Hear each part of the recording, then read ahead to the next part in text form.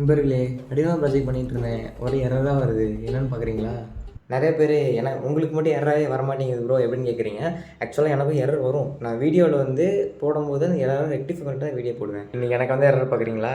Actually guys இது gyro control plus obstacle avoiding.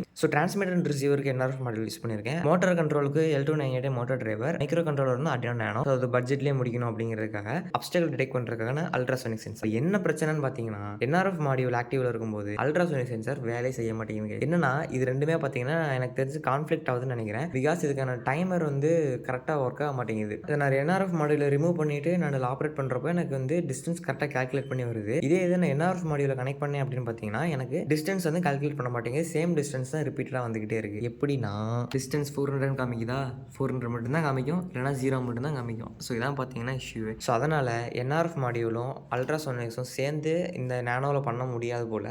அதுக்கு ஆல்டர்னேட்டிவாக தான் நான் இதை கொண்டு வந்தேன். இது பார்த்தீங்கன்னா ஐஆர் அப்ஸ்டக்கிள் அவாய்டிங். ஸோ நம்ம இதுக்கு இந்த அல்ட்ராசோனிக் ஆல்டர்னேட்டிவாக நம்ம இது யூஸ் பண்ண போகிறோம். இது பார்த்தீங்கன்னா ப்ரோக்ராம் இஷ்யூ கிடையாது, ஹார்ட்வேர் இஷ்யூ. ஹார்ட்வேர் மாற்றினா இதே ப்ரோக்ராமில் கரெக்டாகவும் ரன் ஆகும். அல்ட்ராசோனிக் சென்சாருக்கு ஆல்டர்னேட்டிவாக நான் இந்த ஐஆர் அப்ஸ்டக்கிள் அவாய்டிங் யூஸ் பண்ண போகிறேன். அல்ட்ராசோனிக் பதிலாக ஐஆர் ரீப்ளேஸ் பண்ணிட்டேன். இப்போ எந்த இஷ்யூஸுமே இல்லாமல் ப்ராப்பராக ரன் ஆகுது. ப்ராஜெக்ட்டில் எரர் அதெல்லாம் சாதாரணமான விஷயம் தான் கைஸ். அது என்ன எரர், அதை எப்படி சால்வ் பண்ணுறது அப்படின்னு நம்ம ஃபைண்ட் பண்ணுறதுல தான் இருக்குது. இதேமாதிரி நிறைய வீடியோஸ் என்ன அப்படின்னா நம்ம சேனல் சப்ஸ்கிரைப் பண்ணி வச்சுக்கோங்க. Bye bye.